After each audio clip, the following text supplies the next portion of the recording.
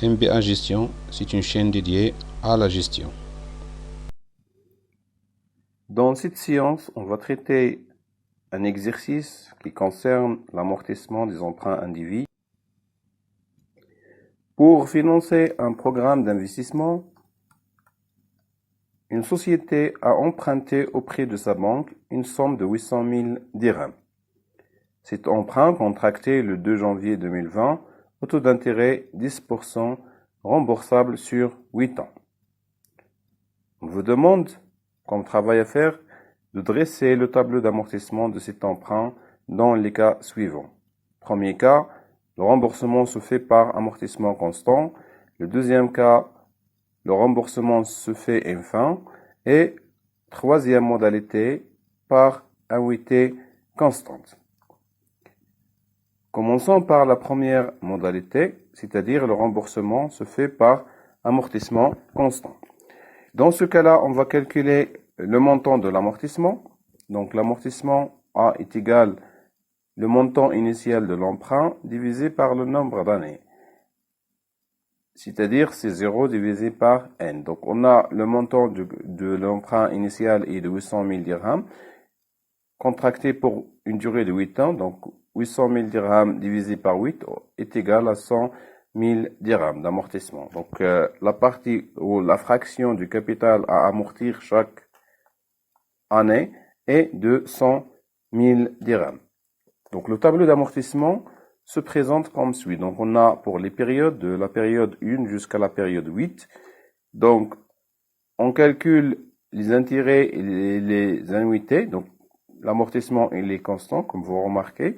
Donc on a 100 000 dirhams par période. Donc de la première année jusqu'à la 8e année. Bien. Pour les intérêts, ils sont calculés au taux de 10%. Donc, on prend le capital de début de période multiplié par le taux d'intérêt. Donc, 800 000 dirhams multiplié par 10%, on trouve 80 000 dirhams pour la première année. L'intérêt plus l'amortissement donne l'annuité. Donc, c'est-à-dire pour la première année, on a 80 000 d'intérêt plus 100 000 d'amortissement est égal à 180 000 dirhams pour l'annuité à régler, bien sûr, à la période d'échéance.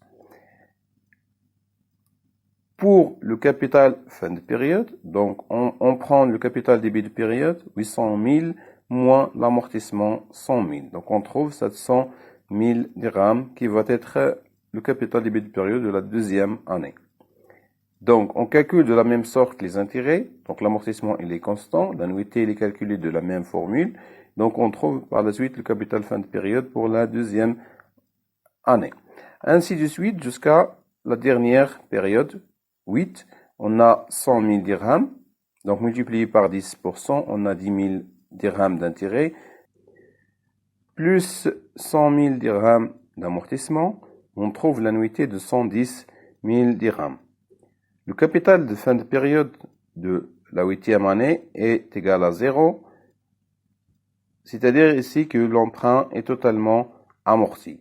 On a le remboursement total de l'emprunt. On calcule le total des intérêts, on a 360 000 dirhams, donc le total des amortissements est égal au montant du capital initial. Le total d'annuité est égal à 1 160 000 dirhams. Bien, pour la deuxième modalité, il s'agit de remboursement enfin. Donc, on va calculer premièrement le montant d'intérêt. Dans cette modalité, la société règle seulement les intérêts par période. Jusqu'à la dernière période, elle va rembourser la totalité de l'emprunt contracté. Pour les intérêts, on a l'emprunt initial multiplié par le taux. Donc, on a 800 000 dirhams multiplié par 10%, on trouve 80 000 dirhams d'intérêt à régler par la société pendant chaque période jusqu'à la dernière période. Le tableau d'amortissement se présente comme suit. On a les intérêts comme on vient de dire, donc les intérêts sont de même valeur, donc c'est-à-dire que la société elle verse à chaque à chaque période 80 000 dirhams d'intérêt, 80 000 dirhams d'intérêt jusqu'à la dernière période. Pour l'amortissement, on a ici 0, 0, 0. Donc, la fraction de l'emprunt, ou bien la fraction qui concerne l'amortissement de l'emprunt est égale à 0, c'est-à-dire on va laisser le remboursement de l'emprunt jusqu'à la dernière année. C'est-à-dire on va verser l'emprunt en totalité, 800 000 dirhams. Bien, donc le capital fin de période dans ce cas-là est égal au capital début de période jusqu'à la dernière année, donc c'est-à-dire on a 0, c'est-à-dire que l'emprunt il est totalement amorti à la fin de la 8e année. Pour l'annuité, donc dans ce cas-là est égal les intérêts, jusqu'à la dernière année, on a l'annuité est égale 880 000 dirhams, c'est-à-dire en prenant l'amortissement total de l'emprunt plus les intérêts. Le total des intérêts correspondants égale 640 000 dirhams plus 800 000 dirhams d'amortissement. On a le total des annuités qui est égal à 1 440 000 dirhams. Pour la troisième modalité, remboursement par annuité constante, on va calculer l'annuité. Par la suite, on va présenter le tableau d'amortissement.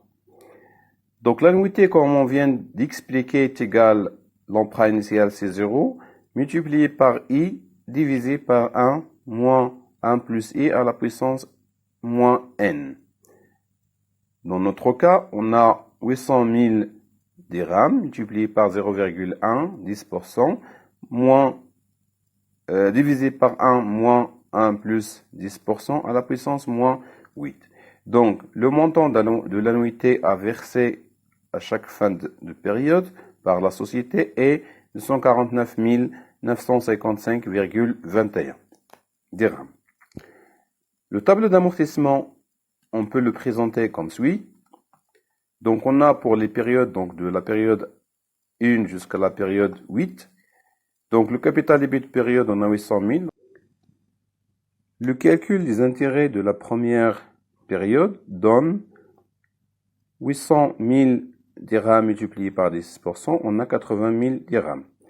Donc, pour le cas de l'annuité, donc, comme on vient de dire, il s'agit de remboursement par annuité constante, c'est-à-dire que à la fin de chaque période, la société va verser une annuité qui est constante, c'est-à-dire qui est égale à 149 955,21. Donc, comme vous remarquez ici, donc on a la même annuité qui sera réglée à la fin de chaque période, de la première année jusqu'à la 8e année. Pour le cas de l'amortissement, on va le calculer, donc c'est-à-dire en retranchant les intérêts de l'annuité. Donc c'est-à-dire l'annuité moins l'intérêt donne l'amortissement. Dans la première période, on a 131 898,74 moins 50, on trouve 69 955,21. Et on procède pour le calcul d'amortissement de la même façon. Pour la deuxième période, on prend l'annuité de 149 955,21 moins 73 004,48 d'intérêt pour retrouver l'amortissement qui est de 76 950,74. On procède de la même sorte jusqu'à la dernière période. Donc, pour le capital fin de période de la 8e année, à la fin de la 8e année, on a 0, c'est-à-dire que l'emprunt est totalement amorti, totalement remboursé. Bien. Le total des intérêts qui correspond au coût total de l'opération est de 399 641,71. Pour le total des amortissements, donc on trouve la valeur initiale de l'emprunt 800 000. Pour le total des annuités, on a 1 199 641,71. Bien. À titre de comparaison, on va comparer modalité de remboursement en calculant le coût de l'emprunt, c'est-à-dire le coût total de l'emprunt, de l'opération. Concernant la première modalité, par amortissement constant, on a l'intérêt total correspond à 360 000 dirhams. Pour la deuxième modalité, remboursement infâme, on a 640 000 dirhams. Par annuité constante, on a 399 641,71. Donc, si on fait le classement par le coût le plus élevé jusqu'au coût le moins élevé, donc on a le coût le plus élevé correspond à la deuxième modalité, c'est-à-dire le remboursement infâme, ayant une valeur de 640 000 dirhams. Suivi par la suite par remboursement par annuité constante. Et en dernier rang, on a l'amortissement constant. Bien, le remboursement de l'emprunt par la deuxième modalité infâme est la plus coûteuse pour la société. Donc, l'entreprise a intérêt à choisir la modalité de remboursement par amortissement constant qui donne moins de coûts. Bien sûr, pour le cas des banques ou des établissements financiers, donc ils ont intérêt à choisir la modalité qui donne plus de ressources, c'est-à-dire la modalité de remboursement infâme. Parce que les intérêts à verser pour cette modalité sont de 640 000 dirhams.